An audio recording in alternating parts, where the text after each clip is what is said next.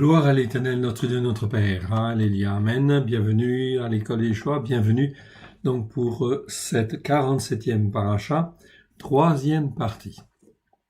Remettons ces quelques instants au Seigneur. Père très saint, nous te rendons grâce. Merci pour ta parole merveilleuse, pour ta Torah pleine de grâce et de vérité, au travers de Christ Yeshua que tu nous donnes. Et merci Seigneur pour les prophéties que tu as données. Oui, déjà, il y a 8 siècles avant Christ Yeshua, ton fils bien-né au travers d'Ésaïe, oui, tu avais annoncé des choses vraiment très claires à la gloire de ton Saint-Nom. Aide-nous à les découvrir afin que notre foi puisse être tirée vers le haut et que nous puissions te servir comme toi tu le veux à la gloire de ton Saint-Nom au travers de Christ Yeshua. Alléluia. Amen. Bienvenue à tous. Nous allons donc voir maintenant le chapitre 55 de Ésaïe, Yeshayahu. Je ferai en fait également 55 et je ferai également le 56. Ok, normalement, c'était 56 verset 1 seulement, mais on fera le 56 en entier. Ils sont pas très longs et ils sont vraiment très très importants, vous allez voir, au niveau prophétique. Donc nous allons lire Ésaïe 55, 56 et le passage en fait de Marc qui nous concerne. Allons-y. Vous êtes prêts? On y va. Vous pouvez comparer avec vos traductions si vous voulez, il n'y a pas de souci. Ok. Voilà. Bien que là, dans les prophètes, ça change pas grand-chose. Je pense que c'est à peu près les mêmes traductions. À quelques mots près. Ok. Ésaïe est donc ici 55. Yeshayahu. Vous tous qui avez soif, venez aux eaux. Même celui qui n'a pas d'argent. Venez, achetez et mangez. Venez acheter du vin et du lait, sans argent, sans rien payer. Pourquoi pesez-vous de l'argent pour ce qui ne nourrit pas? Pourquoi travaillez-vous pour ce qui ne rassasie pas? Écoutez-moi donc, et vous mangerez ce qui est bon, et votre âme se délectera de mes succulents. Je confirme. Ça, c'est extrêmement important. Et plus avec son cœur, on s'attache à Dieu, et on veut rester en fait attaché à Dieu, plus en fait on trouve au travers de la parole des choses merveilleuses, comme des mets succulents qui viennent réjouir notre âme. Prenez l'oreille et venez à moi. Écoutez et votre âme vivra. Je traiterai avec vous une alliance éternelle pour rendre durable mes faveurs envers David. Ah, très intéressant. Donc, je traiterai avec vous une alliance éternelle. Donc, je vous rappelle, Ésaïe, c'est quand? C'est 8 siècles avant Christ Yeshua. D'accord? Donc, Dieu dit, je traiterai une alliance nouvelle qu'il va confirmer dans Jérémie, 2 siècles plus tard à peu près, en disant dans Jérémie 31:3, je ferai une alliance nouvelle. Et cette alliance nouvelle consiste, en fait, ici, à écrire la Torah dans le cœur, en fait, ici, des hommes et des femmes qui le veulent. Je ferai une alliance nouvelle, une alliance éternelle, et cette fois-ci une alliance éternelle pour rendre durable mes faveurs envers David. Tiens, ok, David, c'était en fait 10 siècles avant Jésus-Christ. Ici, nous sommes en fait au 8e siècle.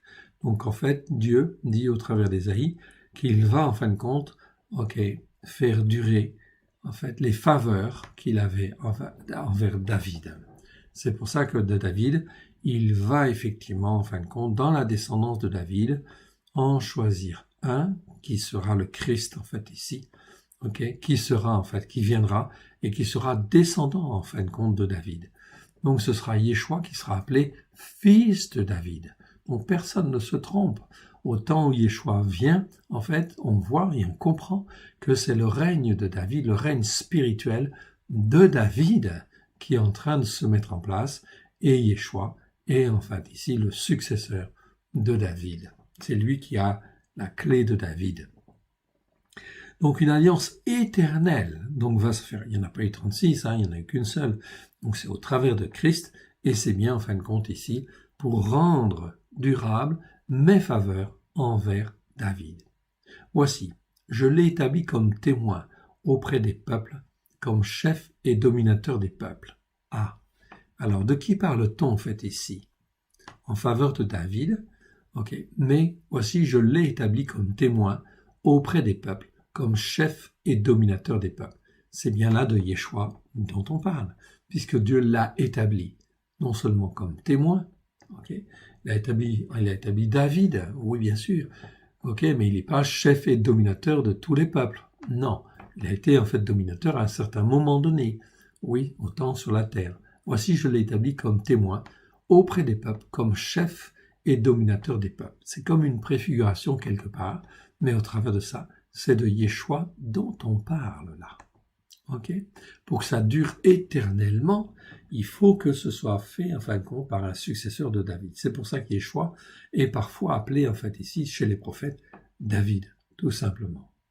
Voici, je l'établis comme témoin auprès des peuples, comme chef et dominateur des peuples.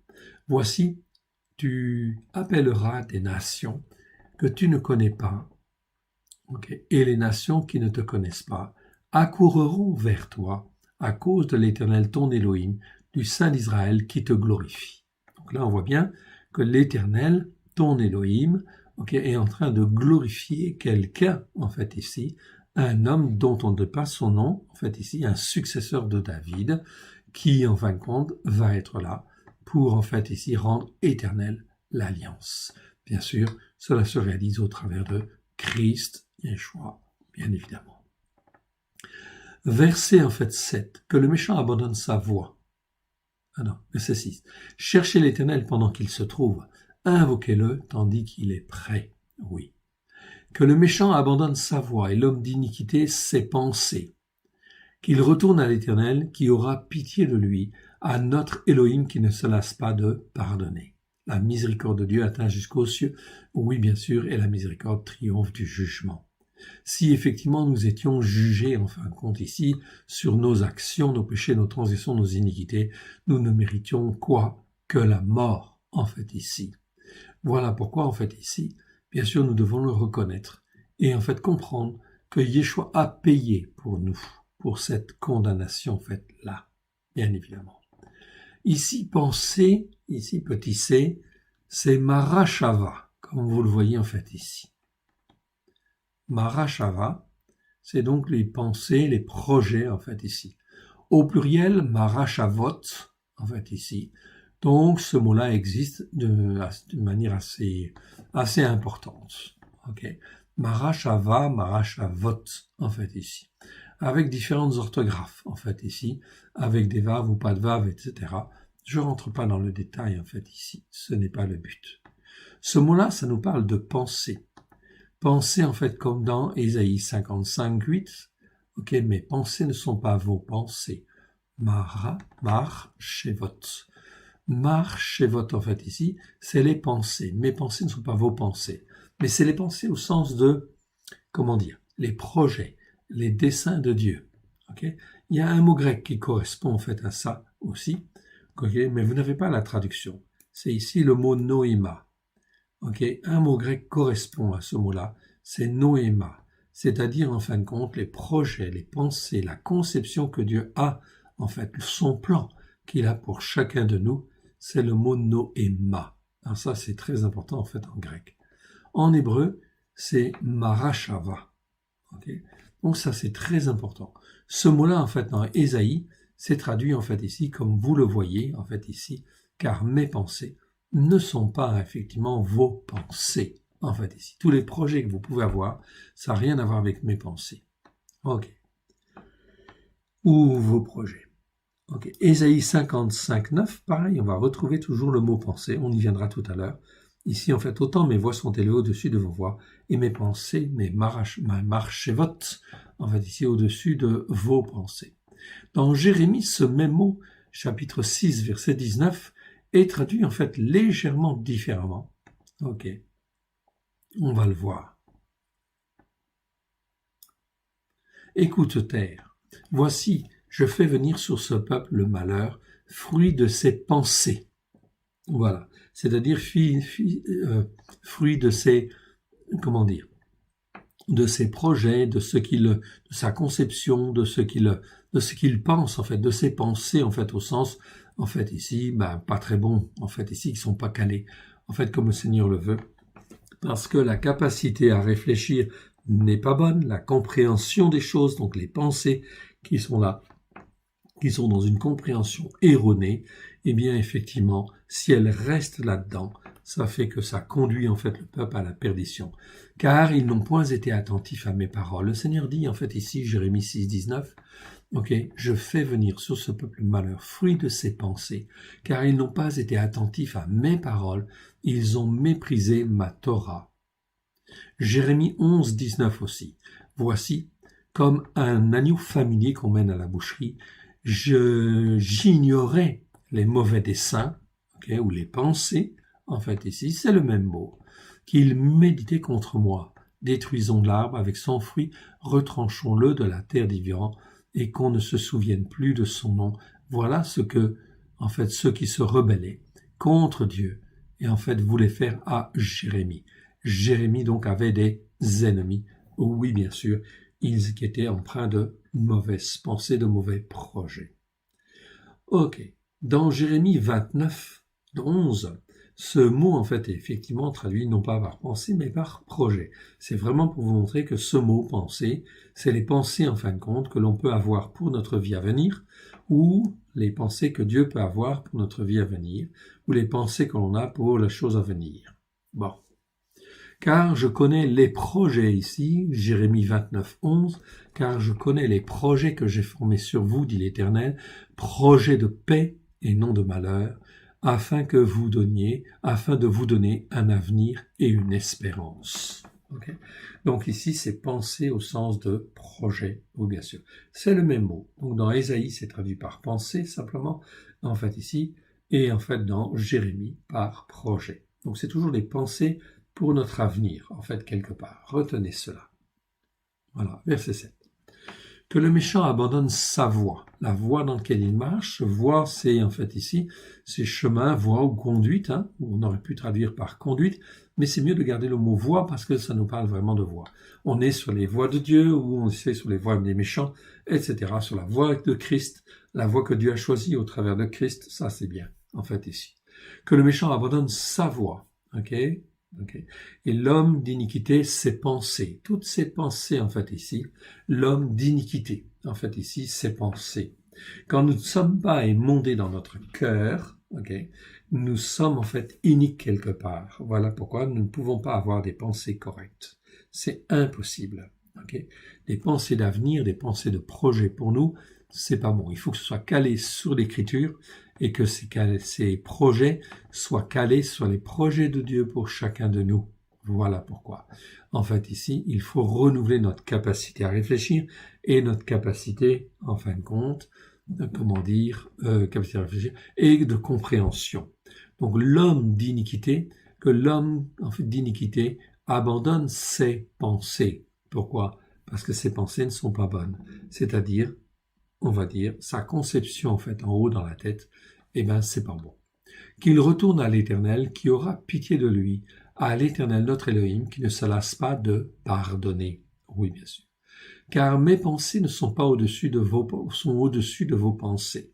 Mes projets sont au-dessus de vos projets. Littéralement. Donc les pensées de Dieu sont bien au-dessus de nos pensées, ou on va dire ses projets sont bien au-dessus de nos projets. Et vos voix ne sont pas mes voix.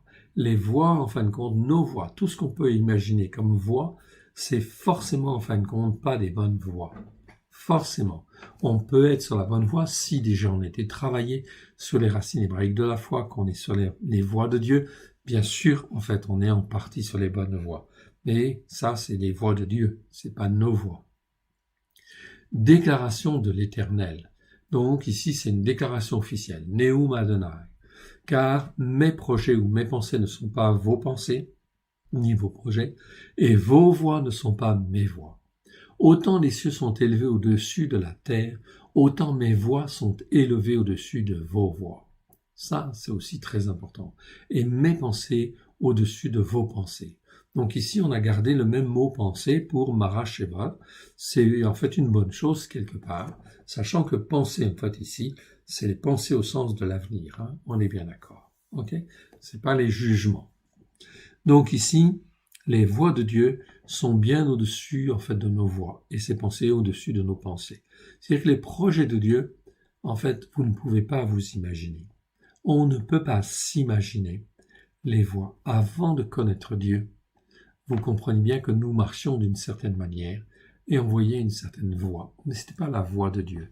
Et quand Dieu veut nous amener sur les voies hébraïques de la foi, lorsque j'ai donné mon cœur et ma vie à Yeshua, j'étais pas dans cette voie-là, bien évidemment. Pourtant, le Seigneur me conduisait, mais les voies de Dieu étaient bien au-dessus, en fait, de ce que je pensais, ou que je pouvais penser.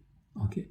Aujourd'hui, après 30 ans, je vois qu'en fait, les voies de Dieu, en fait, ici, sont bien supérieures à ce que je pouvais imaginer. Pourtant, je voulais servir l'Éternel. Oui, mais heureusement que je ne l'ai pas fait.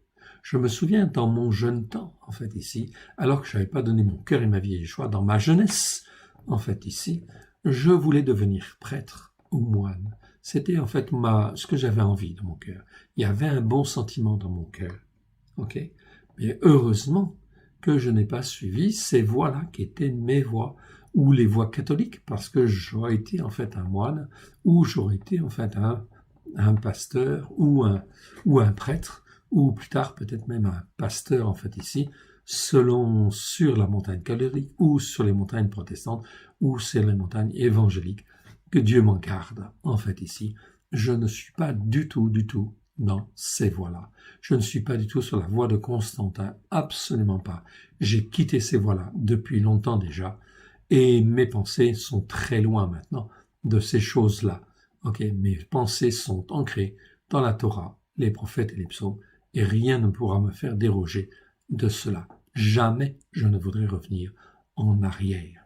Voilà pourquoi il faut être patient et s'attacher à Dieu, rester attaché à Dieu, car Dieu va nous conduire et vous nous amener petit à petit sur ses voies à lui, okay? Dans ses pensées à lui, dans ses projets, bien évidemment, en fait, ici. Ça, c'est extrêmement important, okay? Donc, quand on a la foi, ça c'est important, il n'y a qu'une seule chose à faire, s'agenouiller, s'humilier, s'attacher à Dieu, rester attaché à Dieu, et que Dieu puisse faire le travail dans nos cœurs et dans nos vies. Comme on a vu tout à l'heure, en fait ici, tes créateurs sont tes époux, ou tes créateurs sont tes seigneurs, si tu veux. Seigneur ou époux, c'est pareil, c'est dans le même sens, c'est-à-dire celui qui est ton chef, en réalité. Donc, ici, c'est très important d'apprendre en fait à suivre le chef et de suivre en fait à apprendre à, à laisser aussi le Saint-Esprit faire. Donc, c'est écrit « tes créateurs sont tes époux ». Littéralement, créateur ici, c'est en fait celui qui te fait, celui qui te façonne, celui qui te façonne, celui qui te fabrique, ok, et sont tes époux. Ok, c'est même plutôt ça, en réalité. Donc Dieu te façonne, Dieu t'instruit, etc. Et ça prend du temps. Et ça prend le temps, en fait, aussi, que toi, tu consacres, en fait, à Dieu. Si tu veux vraiment t'attacher de tout ton cœur, de toute ta force, à Dieu très rapidement, ça va se faire très rapidement. Mais il faut quand même du temps. Ok, c'est nécessaire. Donc Dieu te façonne, Dieu t'instruit, ok, et afin de t'amener dans ses pensées à lui, dans ses voies à lui. Verset 10. Car la pluie ou la neige descendent des cieux et n'y retourne pas sans avoir arrosé, fécondé la terre, fait germer les plantes, sans avoir donné de la semence au semeur et du pain à celui qui mange. Jamais la pluie, quand elle tombe, elle ne remonte au ciel sans avoir accompli la volonté de Dieu. Même chose, la parole de Dieu ici, on est en train de te dire, verset 11, « Ainsi en est-il de ma parole, qui sort de ma bouche. Elle ne retourne point à moi sans effet, sans avoir exécuté ma volonté et accompli mes desseins. » Voilà pourquoi c'est très important, simplement même de lire la parole à haute voix. Ce que je n'ai pas compris hier, le Saint-Esprit va me laver et va me purifier. Mais c'est le Saint-Esprit qui fait le travail. Okay? Et cette parole que je prononce de ma bouche, qui est la parole de Dieu, eh bien, si je lis à haute voix, mon oreille, en fait, entend, et en fait, le Saint-Esprit me façonne, il me forme, ok, quelque part. C'est pour ça qu'au pluriel, c'est écrit au pluriel, c'est pour ça que dans Ésaïe, c'est écrit, en fait, au pluriel. Il y a le Père, il y a le Fils, il y a le Saint-Esprit, ok. Le Père, en fait, ici, lui, il travaille aussi d'une certaine manière, ok, il fait surtout les circonstances, mais il nous façonne, il nous apprend à le connaître lui, pour que je puisse dire Abba, Père. Ok, tout simplement. Et le Fils, en fait, il est mon Seigneur, il est mon Sauveur. Sans lui, je ne peux rien faire. C'est lui qui me lave, qui me purifie, qui me sanctifie. Ok, et enfin, qui est toujours là pour me façonner, pour que je puisse devenir un peuple pour Dieu. Et le Saint-Esprit, c'est lui qui fait. Il prend de ce qui est à Yeshua, ok, et il le met dans nos cœurs et dans nos vies. Voilà pourquoi nous devons dire oui et amen au plan de Dieu, ok, à ses pensées ou à son plan, ok. Et apprendre à obéir, tout ce que nous avons à faire, c'est apprendre à obéir et à nous soumettre. Verset 11, ainsi en est-il de ma parole, okay, qui sort de ma bouche, elle ne retourne pas sans effet, sans avoir exécuté ma volonté et accompli mes desseins. Okay. Mes desseins, c'est-à-dire les plans de Dieu. Tiens, je n'ai pas été voir le mot dessein. Ok, j'irai le voir une autre fois. Oui, vous sortirez avec joie et vous serez conduits en paix. Les montagnes et les collines éclateront d'allégresse devant vous, et tous les champs, les arbres des champs battront des mains. Au lieu de l'épine s'élèvera le cyprès, au lieu de la ronce croîtra la myrte, et ce sera pour l'Éternel une gloire, un monument perpétuel, impérissable. Donc là, on voit quelque chose en fait de glorieux dans cette obéissance et soumission en fait à Dieu. En fait, ici quelque chose de fabuleux parce que nous sommes façonnés par Dieu lui-même à la gloire de son saint nom. C'était le chapitre 55. Ici, nous allons voir le chapitre 56 maintenant. 56, très important. Il n'est pas très important, 12 versets, vous voyez, donc ça va aller, en fait, ici. Ça va aller très bien. Ainsi parle l'Éternel, observez mes jugements. Mes jugements, mishpat, mishpatim, on l'a déjà vu souvent ce mot-là, ok, mieux que ce qui est droit. Non, on n'est pas en fait contre ce qui est droit. C'est pas en fait observer ce qui est droit ou ce que toi tu juges droit ou qu'on t'a dit qui était droit. Non, non, non, non, c'est jamais ça. C'est mishpat, c'est les jugements de Dieu. Observer la manière de juger de Dieu. Ça, c'est important. Observer mes jugements, ma manière de faire, ma manière de juger. Et pratiquer la justice par la foi. Bien sûr, tzedaka, je retrouve toujours en fait le mot tzedaka en fait ici. Ok, vous le voyez en fait ici. Ok, il est indiqué. Tzedaka, c'est toujours justice par la foi, justification. Et comme ça qu'Abraham a fonctionné, Isaac, Jacob, David, Moshe, David, les prophètes. Et en fait, c'est comme ça que l'on fonctionne au travers de Christ, Yeshua, bien évidemment, en marchant par la foi. C'est pour ça que Dieu répète, mon juste vivra par la foi. Tu es juste parce que tu marches par la foi. Ok? Peu importe le niveau où tu es. Ça n'a pas d'importance. Ok? Ça n'a pas d'importance. L'essentiel, c'est de marcher par la foi et de s'attacher à Dieu. Pratiquer la justice par la foi, car ma délivrance ne tardera pas à venir. Ok? Et ma justice par la foi à se manifester. C'est donc très très important ici, ces mots-là. Car ma délivrance, en hébreu c'est le mot Yeshua, c'est pas le mot Yesha, c'est le mot Yeshua, c'est ma délivrance. C'est pour ça qu'encore Yeshua porte le nom, en fait ici de Yeshua, c'est parce qu'il est délivrance. C'est le mot Yeshua que nous avons là. Vous l'avez en fait ici, je vous le montre. Ça, c'est le mot Yeshua. Le mot Yeshua, Yeshuat, en fait ici, avec vav et sans vav, en fait ici, vous avez ici un vav de plus, ici il en manque un, peu importe, je ne fais pas les commentaires là-dessus pour le moment, ok, ça fait partie des approfondissements. C'est le mot Yeshua, qui veut dire délivrance. On l'a bien, et c'est bien traduit dans certains versets. Psaume 116, verset 13, où l'on parle de la coupe de délivrance. Ok, très important.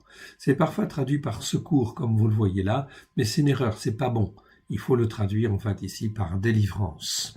Là, c'est bien traduit. Psaume 14, 7. Ok. Oui, oh, qui fera partir de Sion la délivrance d'Israël? Oui. Verset 20, chapitre 20, verset 6. Nous nous réjouirons de ta délivrance au milieu de ton salut. Là, on a les deux au lieu de ton salut. Non, c'est pas salut. Okay. C'est la délivrance en fait ici. Ok, salut c'est Yesha en fait ici.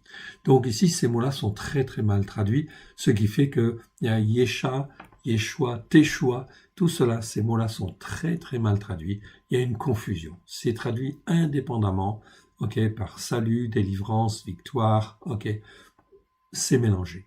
Okay, donc ça entraîne une confusion. Non. Yesha, c'est le salut. Yeshua, c'est la délivrance. Teshua, c'est la délivrance accomplie ou la victoire. Ça, c'est clair. Psaume 21.1. Comme ta délivrance le remplit d'allégresse, au lieu de ton secours. Là, ton secours, c'est pas bon, en fait, ici. Okay, Psaume 21, verset 6. Sa gloire est grande à cause de ta délivrance, au lieu de ton secours, en fait, ici. Non, c'est pas ton secours. Au travers, à cause de Yeshua, okay, à cause de la délivrance. Ce mot, ça a toujours, en fait, une connotation messianique, et ça rappelle justement Yeshua, la délivrance qui doit venir. Okay, c'est pour ça qu'en fait, ici, le Saint-Esprit dit, ah, celui-là, eh bien, il s'appellera Yeshua. Il dit à Marie, c'est Yeshua, c'est la délivrance dont on a parlé partout, à droite à gauche, dans tel verset et l'autre verset. Voilà pourquoi je vous encourage dans tous ces versets. Ok, vous faites un zoom, ok, vous les prenez. Bon, il n'y a pas tous les versets, parce qu'ici, il y a 78 fois ce mot Yeshua. Et là, en fin de compte, ok, moi j'ai recensé que 77 versets, et je vous en donne qu'une partie, parce que je n'avais pas suffisamment de place. Mais dans ces versets, vous pouvez changer déjà, en fait, les mots secours par délivrance, et chaque fois que c'est à salut, vous supprimez salut, et vous mettez délivrance à la place. Psaume 21.1, comme ta délivrance le remplit d'allégresse, au lieu de ton secours. Psaume 21.6, sa gloire est une grande cause de délivrance, au lieu de ceux de ton secours. Psaume 22, verset 2, t'éloignant de ma délivrance, au lieu de sans me secourir. Ok, on peut comprendre quelque part, mais c'est pas le mot. Psaume 28, verset 8, rocher des délivrances. Ah, Psaume 28, verset 8, là c'est bien traduit. Ok, Psaume 35, verset 3, je suis ta délivrance, au lieu de je suis ton salut. Non, c'est pas bon. Dans certains versets, c'est ça. C'est mon salut. Mais dans ce verset-là, c'est pas bon. Donc ici, vous avez un exemple de délivrance, en fait, ici. Très bien. Ok. Car ma délivrance, ok, ne tardera pas à venir. Ok. Pour Dieu, en fin de compte, ici, ça a été annoncé, en fait, Ésaïe 56, donc 8 siècles avant Jésus-Christ. Ok. Donc, 8 siècles avant Jésus-Christ, Dieu dit au travers du prophète Ésaïe, ma délivrance, en fait, va arriver. Car ma délivrance ne tardera pas à venir, et ma justice par la foi à se manifester, en fait, ici. Voilà pourquoi, en fait, ici, quand le Saint-Esprit dit, en fait, à Marie, ton fils, tu vas l'appeler, en fait, ici, Yeshua, c'est pour être en correspondance avec tous ces versets, bien sûr, qui comprennent, qui montrent l'accomplissement de la Torah, des prophètes et des psaumes. Heureux l'homme mortel qui fait cela, et le fils d'Adam qui y demeure ferme, gardant le Shabbat pour ne point le profaner, et veillant sur sa main pour ne commettre aucun mal. Ici, en fin de compte, je vois fils d'Adam. Oui, bien sûr, parce que ici, j'ai l'homme mortel, c'est Enoch. Ok, je vous les montre en fait en bas. Ici. Ok, j'ai Adam, en fait, ici. J'ai Enoch d'abord. Enoch, en fait, c'est homme mortel, ok, l'être humain plutôt, ok, ou l'homme mortel, mais c'est pas Ish. Hein. Adam, en fait, on va traduire par descendant d'Adam, parce que c'est pas encore le mot homme, et Nérar, en fait, ici, Nérar, c'est l'étranger idolâtre, ok, c'est pas l'étranger tout court, c'est l'étranger idolâtre. L'étranger tout court, c'est guerre, en fait, on a vu. Ici, c'est l'étranger idolâtre. Alors ici, qu'est-ce que dit le Seigneur? Ok. Heureux l'homme mortel qui fait cela, qui fait toutes ces choses-là. Ainsi par l'Éternel, observe mes jugements et pratiquez la justice par la foi, car ma délivrance ne tardera pas à venir et ma justice par la foi se manifester. Heureux l'homme mortel Enoch, qui fait cela, et le fils d'Adam, qui y demeure ferme, gardant le Shabbat pour ne point le profaner et veillant sur sa main, pour ne point commettre aucun mal. Donc ici, en fait, c'est très important. On voit donc que l'homme mortel ou le fils d'Adam, qui, en fin de compte, demeure ferme sur, en fait, les jugements de Dieu, et qui pratique, en fait, la justice par la foi, eh bien, en fin de compte, il va être sauvé, et il est sauvé parce qu'il marche dans la foi. tout simplement. Car ma délivrance ne tarde pas à venir, elle viendra 8 siècles plus tard, mais pour Dieu, 8 siècles, qu'est-ce que c'est? C'est pas grand-chose. Par rapport à l'éternité, c'est pas grand-chose. Pour l'homme, c'est beaucoup, mais pour Dieu, c'est pas beaucoup. Ok. Ici, verset 3. Que le fils de l'étranger idolâtre, très bien, c'est pas l'étranger tout court. Ici, que le fils de l'étranger idolâtre, qui s'attache à l'Éternel, ne dise pas, ok, l'Éternel me séparera de son peuple, et que l'eunuque ne dise pas, voici je suis un arbre sec. Non. Que le fils de l'étranger idolâtre, qui s'attache à l'Éternel. Donc les fils idolâtres, normalement, n'ont pas accès à la parole de Dieu. Bien évidemment, il ne doit pas les inviter. Mais ici, c'est un fils d'idolâtre. C'est pour ça qu'on dit fils de l'étranger idolâtre. Ici, c'est le fils qui s'est repenti, bien sûr. C'est-à-dire qu'il ne suit pas les voies de son père idolâtre. Eh bien, qui veut s'attacher à l'Éternel. Eh bien, s'il veut s'attacher à l'Éternel, écoutez, en fait, ici, ses jugements, etc. Eh bien, qu'il ne dise pas l'Éternel ne séparera de son peuple. Non. Celui-là, il est adopté, et que l'eunuque ne dise pas « Voici, je suis un arbre sec », car ainsi parle l'Éternel, écoutez. Aux eunuques qui garderont mes shabbats, qui choisiront ce qui m'est agréable, et qui persévéreront dans mon alliance, je donnerai dans ma maison et dans mes murs une place et un nom préférable à des fils et des filles, et je leur donnerai un nom éternel qui ne périra pas. Ils sont sauvés, rachetés, bien évidemment. Par l'Éternel. Et regardez verset 6. Là, on a parlé des eunuques, mais maintenant, on parle des idolâtres. Et les fils des étrangers idolâtres. Fils des étrangers idolâtres. Qui abandonnent leur idolâtrie, peu importe ce qu'ils ont fait. Mais ils sont repentants. Qui s'attacheront à l'Éternel pour le servir. Donc, ceux-là, ils s'attachent à l'Éternel pour le servir, pour aimer le nom de l'Éternel, pour être ses serviteurs. Tous ceux qui garderont le Shabbat, pour ne point le profaner, et qui persévéreront dans mon alliance. Le Seigneur dit, verset 7, « Je les amènerai sur la montagne de ma sainteté. » Pas la montagne sainte, c'est la montagne de ma sainteté. C'est-à-dire qu'il va les faire monter dans sa sainteté. La montagne de ma sainteté. Et je les réjouirai dans ma maison de prière. Leurs sacrifices d'élévation et leurs offrandes seront agréés sur mon autel. Leurs sacrifices d'élévation, c'est-à-dire chaque fois qu'ils vont s'approcher de moi. En fait, ici, dès lors qu'ils s'approchent pleinement de moi, de tout leur cœur, de toute leur âme, eh bien, effectivement, dans ce cas-là, en fait, je vais les agréer. Et leurs offrandes seront agréées sur mon autel. Ils vont me donner la dîme et les offrandes, et peut-être encore d'autres choses. Tout cela sera agréé. Car ma maison sera appelée une maison de prière pour tous les peuples. Donc même si nous étions hier dans l'idolâtrie, parce que nous étions en fait pervertis par des viandes sacrifiées aux idoles, peu importe, tout cela on le laisse de côté et on vient sur la montagne sainte. Et le Seigneur dit ici dans Ésaïe, 8 siècles avant que Christ Yeshua ne vienne, car ma maison sera appelée une maison de prière pour tous les peuples. Tous les peuples. Exactement ce que Yeshua va en fin de compte aussi dire. Dans Marc chapitre 11, verset 17, vous le voyez, c'est écrit en petit en fait ici, et il enseignait et disait, je vous l'agrandis pour que vous puissiez me voir, Marc 11, 17, et il enseignait et disait, n'est-il pas écrit, ma maison sera appelée une maison de prière pour toutes les nations, mais vous en avez fait une caverne de voleurs, en fait, ici. Donc, c'est très important, en fait, ici, cette dimension. Le but de Dieu, c'est que la maison de Dieu puisse devenir une demeure pour tous les peuples, qui, en fait, se reprennent, qui acceptent, en fait, ici, les jugements de Dieu, qui acceptent de se conformer à la Torah, aux prophètes et aux psaumes. Déclaration du Seigneur l'Éternel, lui qui rassemble les exilés d'Israël, je réunirai d'autres peuples à lui, aux siens déjà rassemblés. C'est une déclaration officielle, donc ici, Dieu rappelle les Israélites d'Israël, les exilés d'Israël, etc.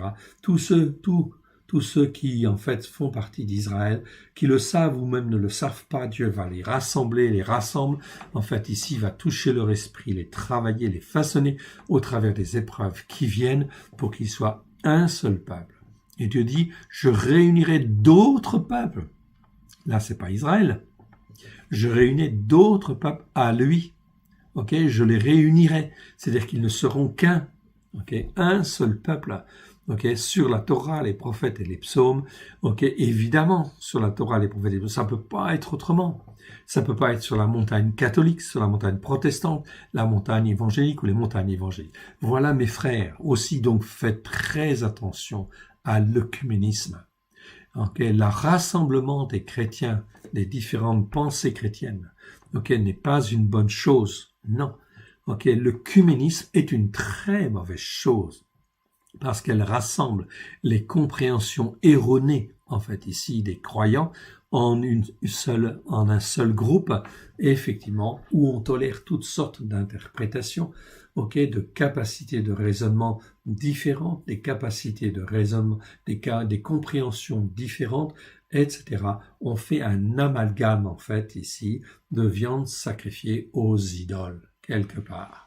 Donc ça, l'œcuménisme, c'est quelque chose de très grave. C'est séduisant et ça va être très séduisant pour beaucoup, mais c'est en fait une calamité quelque part, parce que c'est en fait ici, pourquoi c'est une calamité?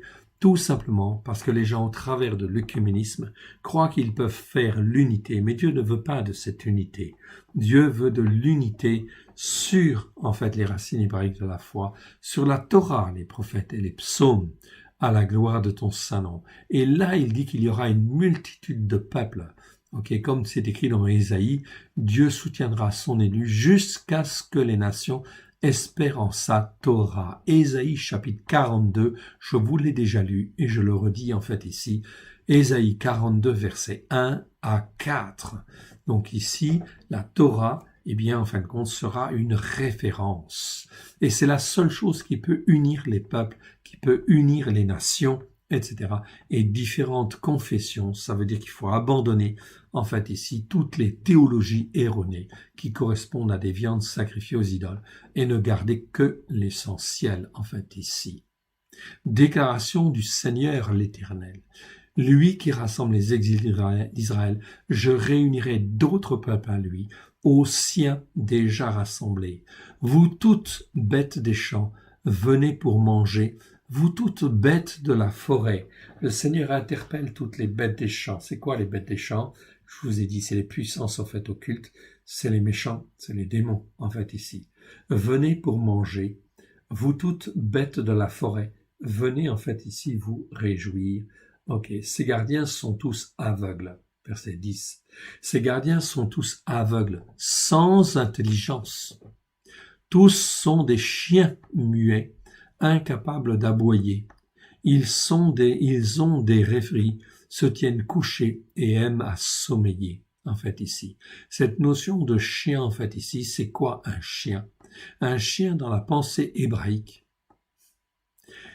c'est en fait quelqu'un qui est en autorité quelque part, mais dans une autorité que Dieu n'a pas voulu. Il est en autorité, mais en fait Dieu n'a pas voulu. En fait, cette autorité n'a pas sanctifié cette autorité. Donc, ça devient un chien. Et c'est pour ça qu'il peut mordre. C'est pour ça qu'Yeshua dit bien dans Marc chapitre 7, verset 25, ne donnez pas vos perles aux pourceaux. Et ne donnez pas des choses saintes aux chiens. Ne donnez pas des choses saintes aux chiens, ni vos perles aux pourceaux, de peur qu'ils ne les foulent aux pieds, et en fin de compte, que se retournant, ils ne vous déchirent. Ici, les chiens, Yeshua utilise cette expression de chien. Ce sont les autorités qui se sont instituées ou qui ont été instituées en termes d'autorité, mais non pas par Dieu, mais par, en fin de compte, ici, leur propre chair, leur propre œuvre, ou l'œuvre, en fait, des autres, etc. Et ils sont là comme des autorités, prêts à mordre. En fait, ici, pourquoi? Parce que tu es en train de dire la vérité. Donc, attention. Mais Dieu dit, tous sont des chiens muets. En fait, en réalité, ils ne peuvent rien dire. Ils peuvent aboyer, avec comme Satan. Ils rôdent autour, etc. Mais ils ne peuvent pas vous toucher. Tous sont des chiens muets, incapables d'aboyer. Ils ont des rêveries et se tiennent couchés et aiment à sommeiller. Ou des chiens méchamment puissants par l'âme. Ok, on va dire. Plutôt que vras, en fait, ici. Attention à la traduction. Ici, nous avons modifié la traduction parce que le texte, en fait, ici, hébreu, en fait, nous parle, en fait, ici, de chiens qui sont forts. Fort, c'est le mot az, en fait, ici, que vous voyez là. En fait, ici, az, ça vient de ose, en fait, ici. Ah, j'ai un décalage. Bon, c'est pas grave, vous arrivez quand même à lire. Ok, donc az, mais c'est az nefesh, donc ils sont forts dans l'âme. Donc l'unique expression az nefesh, en fait ici c'est pas courant, hein, ça n'existe qu'une seule fois. Azei nefesh, ça nous parle d'hommes violents, puissants par l'âme, qui sont en fait des manipulateurs. Ils sont en autorité, mais en fait ils contrôlent, dominent, exercent un pouvoir abusif sur une assemblée. Voilà pourquoi Yeshua dit dans Matthieu 7,6, je vous le donne ce que je vous ai dit tout à l'heure, ne donnez pas des choses saintes aux chiens et ne jetez pas vos perles devant les pourceaux de peur qu'ils ne les foulent aux pieds et ne se retournent et ne vous déchirent. Donc ici c'est Azei Nefesh. Azei Nefesh, donc c'est les hommes qui sont puissants dans l'âme. C'est très important. Les chiens méchamment puissants par l'âme. Donc on ne parle pas des chiens naturels, c'est évident. Donc c'est donc de ceux qui sont en autorité quelque part, méchamment puissants par l'âme. L'âme c'est quoi? C'est-à-dire qu'ils sont méchamment puissants dans leur intellect ou dans leur pensée, soit dans leur pensée, dans leurs sentiments, donc dans leur cœur, ou soit dans leur volonté. Donc ils sont très forts en fait à ce niveau-là, dans leur pensée, donc ils ont beaucoup de logique, ce sont des gens qui ont beaucoup de raisonnement, des fois beaucoup d'éducation, etc., mais qui enferment en fin de compte ici la spiritualité dans la compréhension en fait humaine. Non, on doit avoir une relation spirituelle avec Dieu, marcher par son esprit qui est renouvelé par l'esprit de Dieu, mais c'est pas l'âme qui doit dominer. C'est-à-dire ce n'est pas nos pensées, notre intellect qui doit dominer, première chose, c'est pas nos cœurs, notre sentiment, et c'est pas notre volonté. Vous avez des gens qui sont très volontaires, des gens qui agissent en fait par colère ou autre, etc., par sentiment, en fait ici, mais des sentiments forts, violents, etc. Donc ils sont forts dans l'âme. Ces gens-là, en fin de compte, ces gens-là sont comme des chiens méchamment puissants par l'âme. Ils sont insatiables. Et le Seigneur dit ici, 2 points, regardez, ce sont des bergers qui ne savent rien comprendre. Ils ne peuvent pas comprendre. Pourquoi ils ne peuvent pas comprendre? Ils ne peuvent pas comprendre parce que leur esprit est mort et leur esprit n'est pas ouvert à l'esprit de Dieu pour renouveler leur capacité à raisonner et renouveler leur capacité, leur compréhension. Résultat des courses, ils ne comprennent pas la pensée de Dieu, la pensée du salut de Dieu au travers de Christ Yeshua. Ici il est dit, tous suivent leur propre voie, chacun son intérêt, jusqu'au dernier, dit Ésaïe, jusqu'au dernier. C'est vraiment difficile, hein? Venez, disent-ils, je vais chercher du vin et nous boirons des liqueurs fortes, nous en ferons autant demain et beaucoup plus encore. Ils croient, en fait, ici, c'est pas une invitation à la débauche, non. Je vais chercher du vin, c'est-à-dire encore d'autres, doctrines ou nourriture ou breuvage. Et puis on va se nourrir de cela et on va boire en fait encore, etc. Parce que nous sommes institués quelque part. Et comme nous sommes institués, nous allons garder en fait ici nos prérogatives, etc. Résultat des courses, Dieu dit en fait ces gens-là ne les fréquentent pas. N'essaye même pas en fin de compte de leur donner des paroles saintes en fait ici. Yeshua, c'est Yeshua qui le dit, hein? Ne donnez pas des choses saintes aux chiens et ne jetez pas vos perles devant les pourceaux, devant les porcs même, de peur qu'ils ne les foulent aux pieds, ne se retournent et ne vous déchirent. Yeshua nous appelle à la prudence, dans toutes ces choses. Que l'Éternel vous bénisse et vous garde. Maintenant, nous allons aller dans le psaume 24. Psaume 24, on va le lire, très important. À l'Éternel la terre et ce qu'elle renferme, le monde et ce qu'il habite. Donc tout appartient à Dieu. Ok? La terre et ce qu'elle renferme, le monde et ce qu'il habite. Il n'y a pas 36 solutions. Okay? Car il l'a fondé sur les mers et affermi sur les fleuves. Oui, c'est Dieu qui a fondé. Tout ce que l'on voit, et même ce qu'on ne voit pas, c'est Dieu qui a fondé tout ça. Ça lui appartient. Il est le propriétaire. Il est le chef. Okay? Il est notre Dieu, notre Père. Car il l'a fondé sur les mers et affermi sur les fleuves. Donc tout ce qui peut être, en fait, ici, communiquer des choses, c'est lui, en fait, il règne là-dessus. Qui pourra monter à la montagne de l'Éternel?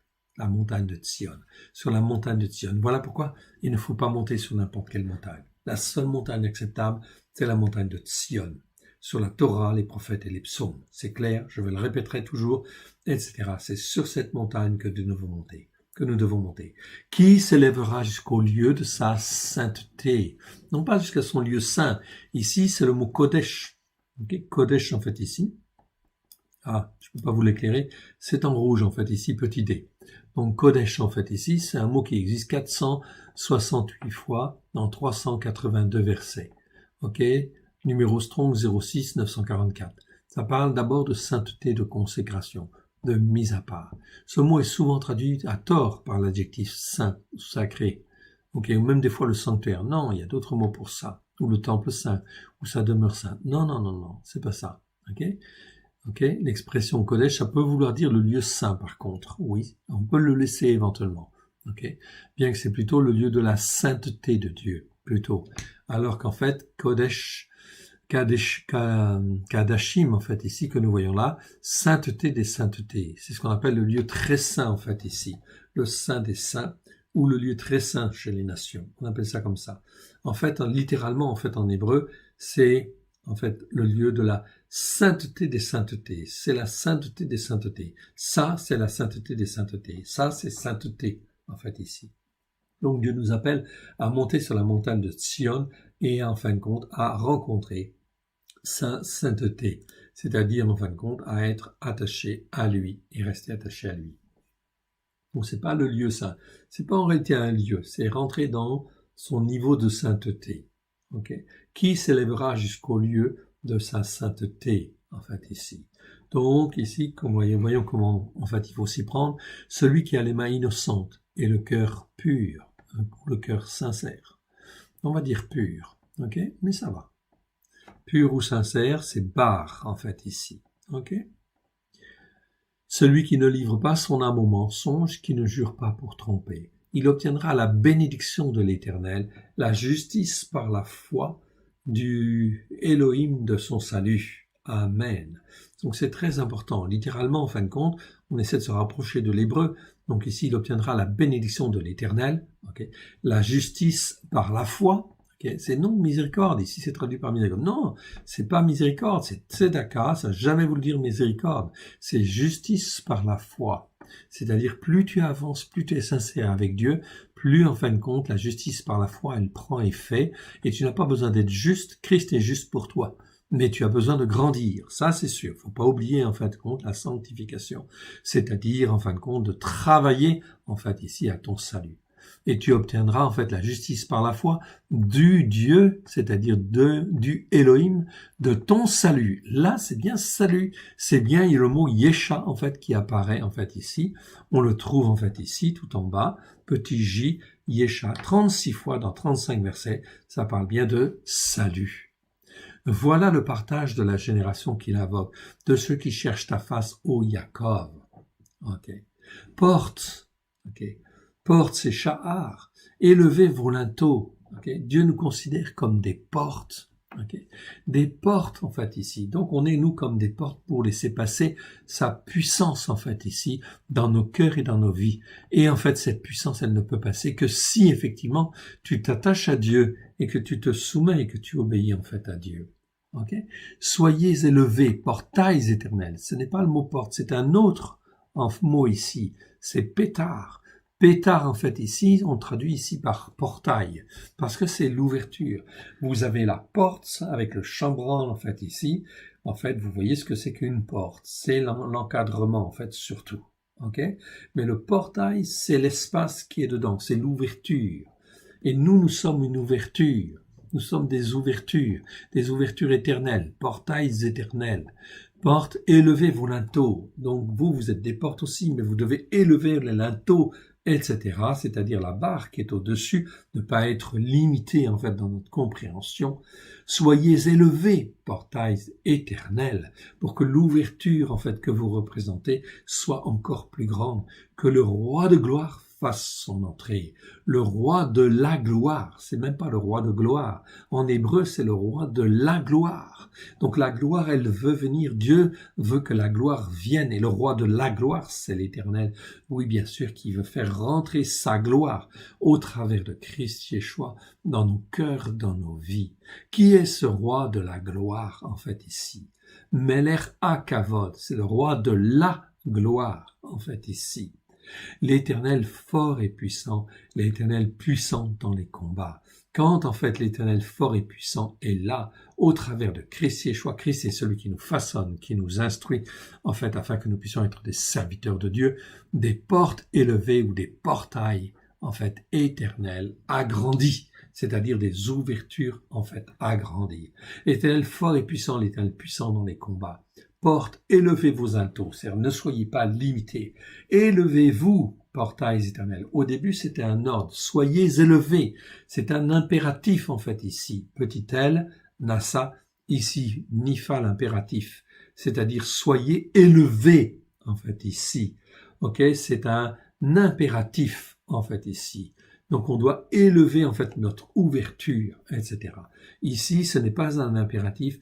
Élevez-vous, portails éternels. C'est le même verbe, en fait, ici.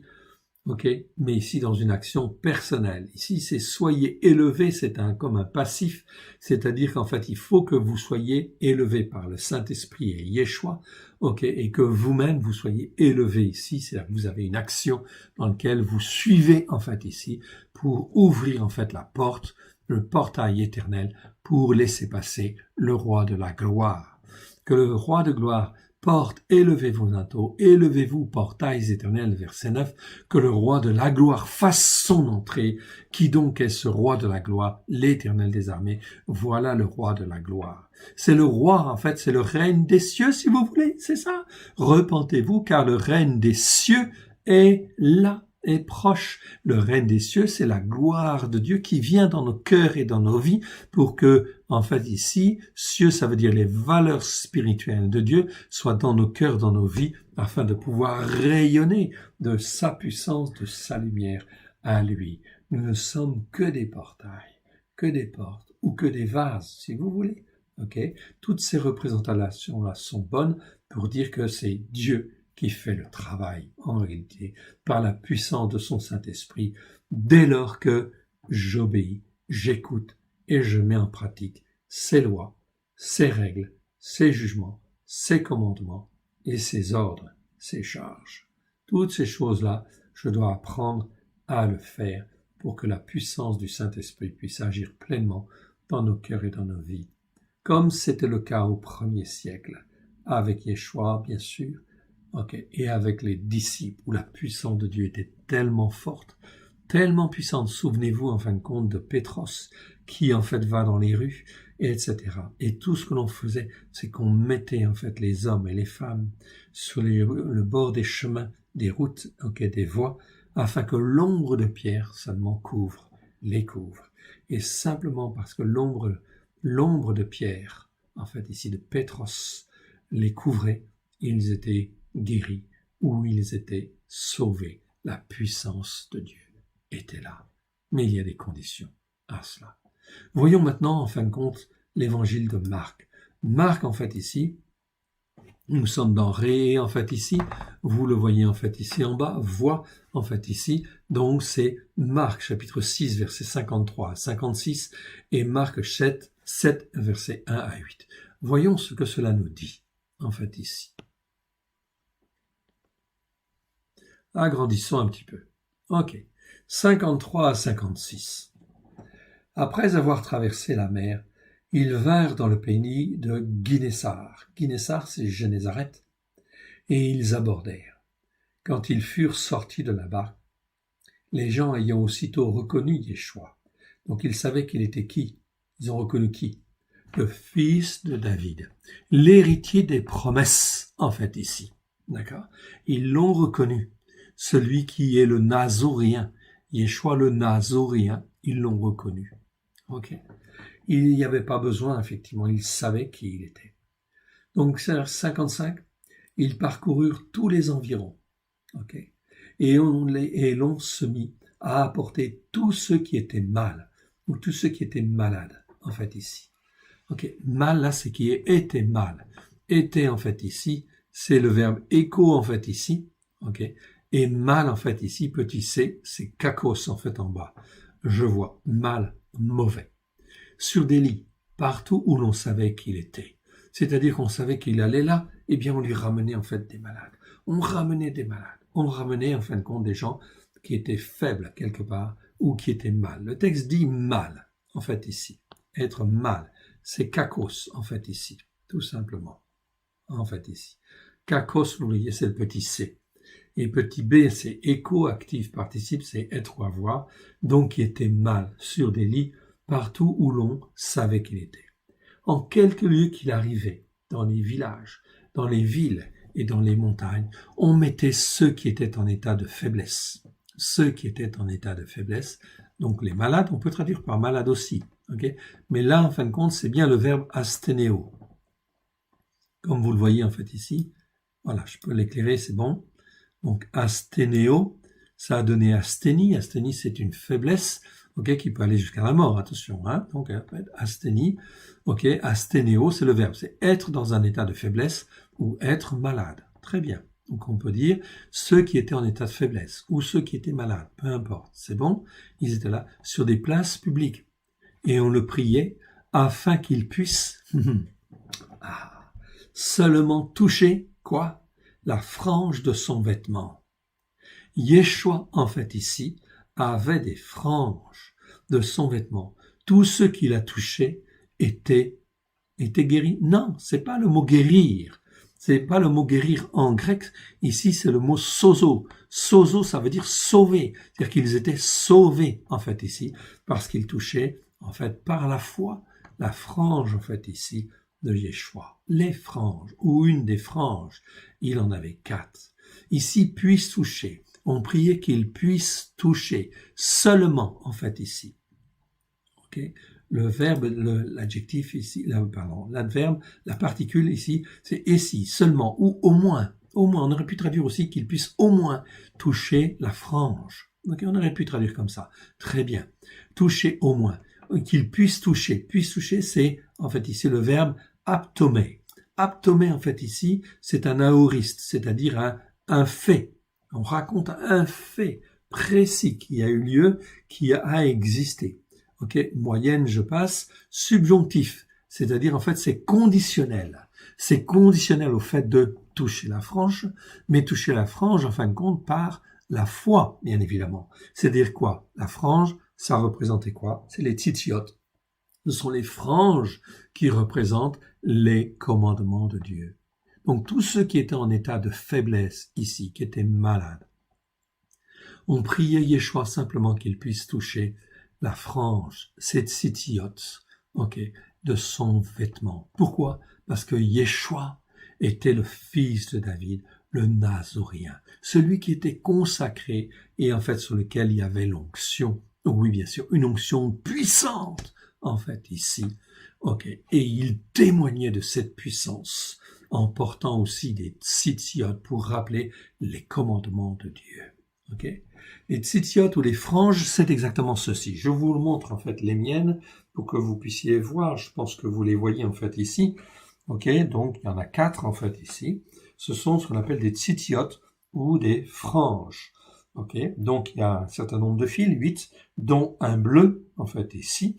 Et ici, cela rappelle quoi? Cela rappelle tous les commandements de Dieu, en fait, ici, tout simplement.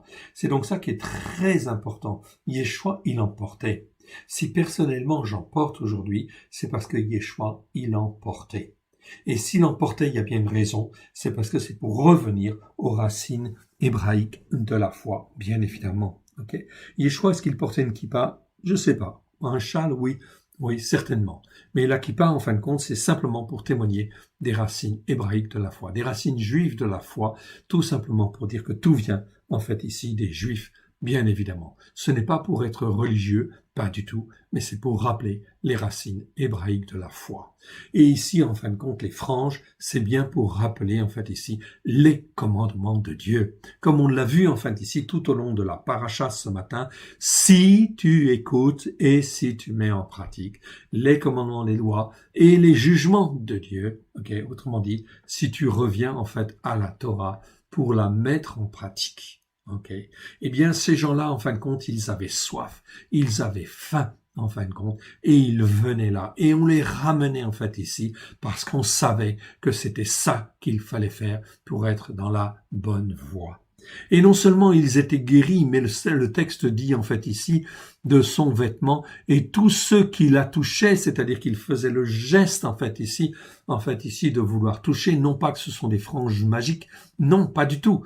La question n'est pas du tout là, ce n'est pas magique, mais c'est Dieu qui sonde les cœurs, qui sonde les reins, et il voyait en fin de compte que ceux qui voulaient toucher étaient effectivement en fait sincères dans le cœur en fait ici, parce qu'on n'a pas arrêté de parler de sincérité, oui bien sûr. Et à ce moment-là, en fin de compte ici, eh bien vous voyez le verbe en fait ici, eh bien il n'était pas en fin de compte ici, comment dire, guéris, ils étaient sauvés. Encore plus. Sauvés, en fait, parce qu'ils écoutaient les commandements, en fait, ici, de Dieu. On revient à la même chose. Je vous disais tout à l'heure, en fait, ici, au temps où Yeshua est là, aucune ligne des évangiles de la Brit Hadasha n'est encore écrite. On est sur la Torah, les prophètes et les psaumes, et Yeshua porte des franges, en fait, ici, pour rappeler les commandements de Dieu. Ce mot frange, en fait, ici, kraspédon, en fait, on le trouve, en fait, ici, vous le voyez ici, vous l'avez ici dans le détail, vous l'avez 5 fois dans 5 versets. Et chaque fois, en fin de compte, ça devrait être traduit par frange, oui bien sûr. Malheureusement, comme ça fait trop juif, en fait ici, eh bien les traducteurs, en fait, ont refusé, en fait ici, de mettre frange. Je dis bien refusé, parce qu'ils savent que c'est les franges, bien évidemment. Les tzitziot. Mais comme ça fait trop juif, eh bien on a supprimé ça. Et on met à la place bord du vêtement. Le bord du vêtement, ça ne montre pas, en fait, ici, la référence au commandement de Dieu, en fait, ici. Vous les avez dans ces 5 versets, je ne vais pas les détailler parce que je n'ai plus trop le temps, en fait, ici. Il faut que j'avance, en fait, un petit peu. Mais vous l'avez, en fait, à l'écran. Vous pourrez donc, en fait, changer à chaque fois, en fait, ici, en fait, le mot frange, le mot bord du vêtement, par frange, en fait, ici, ou phylactère pour certaines fois, en fait, ici. Ça a même été utilisé, en fin de compte, de travers, en fait, ici. C'est mal traduit. Mais enfin, vous regarderez ça. Ici, vous avez les versets. Donc, ici, vous pourrez regarder tranquillement. Tous ceux qui les touchaient étaient sauvés. Pour ma part, en fait, ici, pour ceux que cela intéresse, ici, et je veux que les choses soient claires, donc je ne porte pas les tzitziot pour être religieux, en fait, ici, comme les rabbins, non. Je suis, en fait, ici, je porte les tzitziot parce que Yeshua en portait et parce qu'il témoignait, en fait, des racines hébraïques de la foi, de la véracité, en fin de compte, des commandements de Dieu, et si Yeshua portait des tzitziot, ça veut dire qu'il y a une raison, c'est le rappel, en fait, à la Torah, au commandement de Dieu. Pour ma part, ici, dans mes tzitziot, elles sont en fait ici avec un fil bleu, donc elles ne sont pas blanches, en fait ici, et faites d'une certaine manière, en fait ici, en fait très clairement. En fait ici, il y a un certain nombre, en fait ici, de tours. Vous en avez 5, puis en fait 6, 5, 10, en fait ici. 10, 5, 5, je vais arriver. 10, 5, 6, 5 et 13. Tout simplement pour dire, en fait, l'Éternel, notre Dieu, est un. C'est ça. Donc, c'est en fait chiffré d'une certaine manière, en fait, pour identifier ici. Et l'Éternel est un parce qu'il est le même hier, aujourd'hui et demain. Donc, il n'a pas changé. Et sa Torah ne change pas au fil des siècles. Elle dure éternellement. Enfin, ici, une autre série. Ici, une série, en fait, ici de nœuds. Une petite ouverture, et ici une série de 12, tout simplement, en fait, ici, parce que j'explique que c'est en fait un fait prophétique, parce que dans la parole de Dieu, il est écrit dans les prophètes que Dieu ramènera les 12 tribus sur la terre d'Israël. Amen. Donc c'est en fait une dimension prophétique en fait ici. Donc mes tzitziot permettent en fait de témoigner de la Torah des prophètes et des psaumes et de la, comment dire, de la prophétie que Dieu ramènera les 12 tribus sur la terre d'Israël. Okay, c'est effectivement écrit et donc en fait ici ça me permet de témoigner.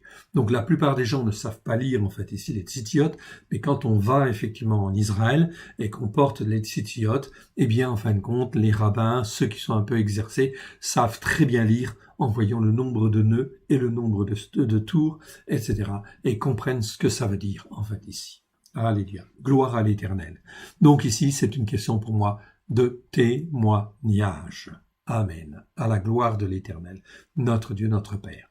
Alléluia. Alors qu'on me dise pas, que personne ne me dise que je suis en fin de compte rabbinique, etc. ou que je suis dans la tradition en fait des pharisiens, certainement pas. Okay. Alors si quelqu'un en fait a quelque chose à dire là-dessus, qu'il m'écrive et je le reprendrai en fin de compte les versets en fait en main comme il convient en fait ici. Maintenant, nous avons un passage en fait encore à lire, Marc chapitre 7, versets 1 à 8. Les Pérouchim, les pharisiens, et quelques sophrim venus de Yerushalayma, Yerushalayma, c'est en fait Jérusalem, s'assemblèrent auprès de Yeshua. Ils virent quelques-uns de ses disciples prendre leur repas avec des mains souillées. Souillées en fait ici, ok, bon je vais baisser un petit peu, c'est le mot koinos, bon là, enfin, on le voit bien. Donc koinos, en fait ici, donc 12 fois dans 10 versets, donc on peut traduire par souillé, ok, pour ne pas dire impur, mais on aurait pu traduire par impur. Impur ou souillé, c'est en fait presque pareil, en fait ici. Souillé ou commun, mais en fait ici, ce mot-là n'est pas toujours très bien traduit. Vous avez en fait ici, le mot il existe 12 fois dans 10 versets, et parfois c'est traduit par profane, par salut commun, en fait ici. Bon, c'est des versets qu'il faut revoir, en fait, ici. Ok, tout simplement parce que on n'est pas toujours, en fin de compte, on ne comprend pas toujours, ou les traducteurs ne comprenaient pas toujours la dimension de la pensée hébraïque derrière. Donc ici, des mains souillées, c'est-à-dire non lavées. Okay. Ils leur en firent des reproches. Donc, ils leur en firent le reproche, c'est un texte qui existe dans le texte reçu, vous le voyez en fait ici, c'est marqué texte reçu en fait ici, donc vous ne le trouverez pas en fait dans vos traductions la plupart du temps, sauf en fait dans la Martin et en fait l'Osterval, auquel cas on a effectivement ces traductions en fait là. Les Pérouchim et tous les Juifs, les Yehudim ne mangent pas sans s'être lavés soigneusement, les mains jusqu'au coude, conformément à la tradition des Ékénim. Donc ici, je souligne entre parenthèses Yerushalma, en fait ici le nom de Jérusalem, dans en fait ici la Bible, dans la traduction. Voilà. Vous avez en fait le mot grec Yerozoluma, qui l'on traduit en fait en hébreu par Yerushalayma, en fait ici tout simplement, et c'est normal. Ce mot-là existe 59 fois dans 59 versets. Donc ça c'est très important en fait ici. Donc ça parle plutôt de Jérusalem, la cité en fait elle-même. Il y a un autre mot en fait ici pour dire Jérusalem dans le Nouveau Testament, c'est Yerushalayim en fait ici. Vous l'avez en fait ici. Donc celui-là en fait existe 59 fois dans 59 versets. On parle de la cité plutôt, des habitants. Alors qu'en fait ici Jérusalem, ici existe 83 fois dans 83 versets. Ça nous parle de Yerushalayim, la ville de paix, au sens spirituel, plutôt, en fait, on va dire. Donc ça, ce sont des nuances qui existent. Donc dans nos traductions, bien sûr, nous le faisons. Dans vos traductions, vous n'avez pas la différence, ça n'existe pas. Donc on verra ça, traduction par traduction. En fait, ici, le moment opportun, ici. Je continue.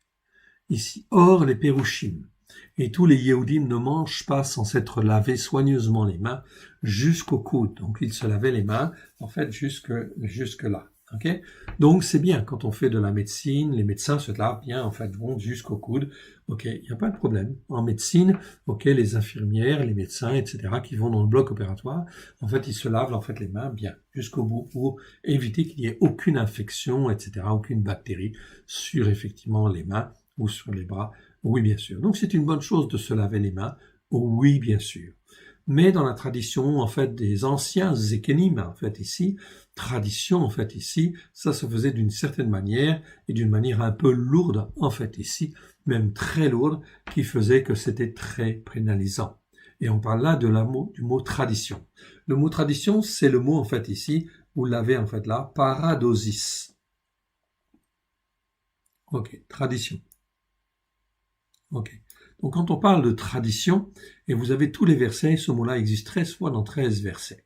Donc on parle de la tradition des anciens, oui, quand on parle de la tradition des anciens, ou la tradition d'une manière générale, en général, cette tradition-là, elle n'est pas bonne. Okay.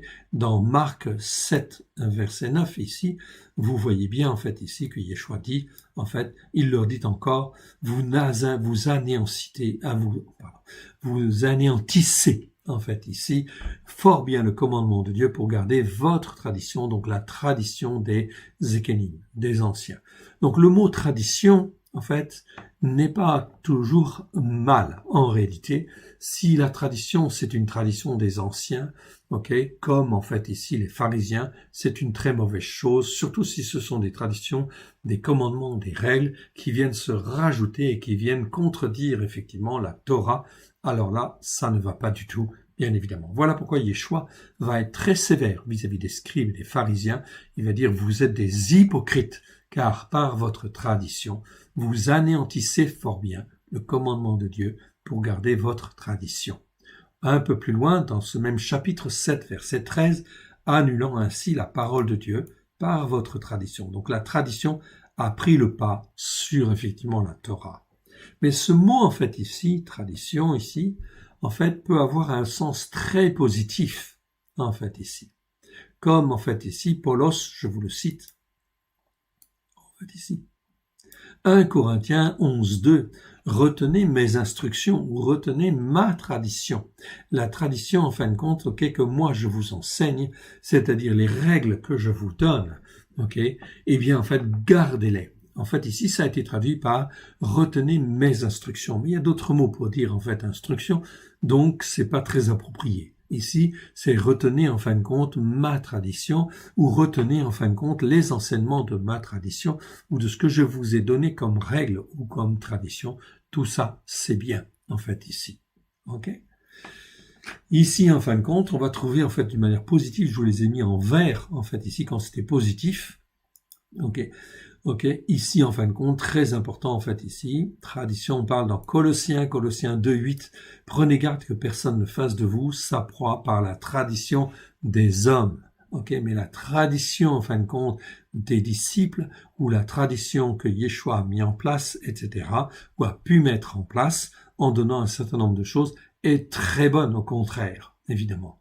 Deux autres versets, où le mot tradition, en fait, est utilisé en grec, c'est ici 2 Thessaloniciens 2.15 et 2 Thessaloniciens 3.6. Et ici, il est dit, retenez les instructions. Retenez les traditions, c'est-à-dire les règles que je vous donne, donc, ou que Paulos, en fait, vous donne, ça, c'est très bon, en fait, ici. C'est des bonnes traditions. Donc, il y a des bonnes traditions et des mauvaises traditions. Comment on les distingue? D'une manière très claire et d'une manière très simple. Toute tradition qui vient contredire ou prendre le pas sur la Torah, les prophètes et les psaumes, eh bien, en fin de compte, ça, c'est mauvais. Et tout ce qui ne contredit pas, mais qui vient rajouter un plus, mais qui ne gêne pas, et qui permet de glorifier quelque part le Père, le Fils et le Saint-Esprit, c'est très bien. Dans ce cas-là, ce sont des bonnes traditions. Donc, et retenez mes instructions ou mes traditions, ou mes règles. 2 Thessaloniciens 3.6, retenez mes règles. Je préférerais que vous mettiez mes règles, en fait, ici, ou les règles de ma tradition. Enfin, le mot tradition n'est pas toujours très bien vu, d'une manière générale, donc le mieux, c'est quand même de l'abandonner. Mais mettez plutôt le mot règle, en fait, ici. Je crois que ce sera le plus approprié. Continuons, si vous le voulez bien, pour aller jusqu'à la fin de ce passage. Et comme ils revinrent de la place publique, ils ne mangèrent qu'après s'être purifiés. Ils ont encore beaucoup d'observances traditionnelles dans le lavage des coupes, des cruches, des vases d'airain et des lits. beaucoup d'observances en fait ici, c'est-à-dire de règles en fait ici qui sont superflues, qu'on n'est pas obligé de suivre en fait ici, ok, si elles ne permettent pas de glorifier le Père, le Fils et le Saint-Esprit. Donc ne tombez pas dans les excès en fait rabbiniques, bien évidemment, dans les excès de la tradition rabbinique, la tradition des pharisiens. Alors les Pérouchim, c'est-à-dire les pharisiens et les sophrim lui demandèrent « Pourquoi tes disciples ne suivent-ils pas la tradition des ékénim, mais prennent-ils leur repas avec des mains non lavées ?» En fait, ici. Donc ici, en fait, ok, il pose la question à Yeshua. Qu'est-ce que Yeshua va leur dire? Voyez, il répond très clairement. Hypocrite. Hypocrites. Hypocrite. Ok. Ou encore, qu'est-ce que ça veut dire, hypocrites? Dans le grec, en fait, ancien, ça veut dire qui joue une comédie religieuse. Ok. Donc, vous qui êtes hypocrites, Yeshua a bien prophétisé sur vous ainsi qu'il est écrit. Ce peuple-là m'honore avec des lèvres, mais son cœur est éloigné de moi. C'est en vain qu'il m'honore. Ils m'honorent, ils croient, ils font semblant de me craindre, quelque part, en donnant des enseignements qui ne sont que des préceptes issus des hommes.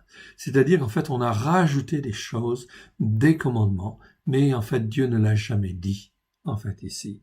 Donc, tout ce qui n'est pas conforme à la Torah, aux prophètes et aux psaumes, à la lumière de Yeshua, il faut le laisser. Yeshua dit ici, vous abandonnez le commandement de Elohim, de A Elohim, et vous observez la tradition des hommes, en lavant des pots, des coupes, et en faisant beaucoup d'autres choses comme celle-là même. Donc Yeshua était en train de mettre le doigt dessus. Okay? La seule chose qui doit être respectée avec grâce et vérité, c'est bien effectivement la Torah, les prophètes et les psaumes. Okay? C'est pour ça qu'en fait Yeshayahu, il m'honore. Okay? Il m'honore en donnant des enseignements. Oui, il donne des enseignements, okay, qui ne sont que des préceptes d'hommes. C'est-à-dire que leur capacité, quelque part, à raisonner, okay, dianoia, n'a pas été sanctifiée. Elle ne peut jamais l'être si, en fait, on n'appartient pas à Christ Yeshua. C'est Christ Yeshua qui nous renouvelle dans notre capacité à réfléchir et qui renouvelle, en fait, ici, notre compréhension, en fait, ici, pour mieux comprendre, en fait, les choses. Ça, c'est très important. Sinon, on ne voit en fin de compte, dans la Torah, les prophètes, que règle sur règle, règle sur règle, en fait, comment dire, règle sur règle, précepte sur précepte, etc., comme c'est écrit dans Ésaïe. Tout simplement, cela vient parce que le cœur, en fin de compte, n'est pas là, attaché, en fait, à Dieu. C'est une affaire de cœur, tout simplement. Cette histoire-là, c'est une affaire de cœur. Donc c'est pas une affaire de compétence, d'instruction en fait aussi. C'est pas parce que je suis très en fait instruit en fait ici, même dans les Écritures, que j'appartiens à Dieu comme Dieu le veut. Non, ce que Dieu veut, c'est notre cœur. C'est que nous soyons attachés à lui de tout notre cœur, de toute notre âme et de toute notre capacité à réfléchir. Bien évidemment, je vous rappelle, capacité à réfléchir, c'est en fin de compte, ici, la capacité à discerner ce qui est important dans un mot ou dans un verset.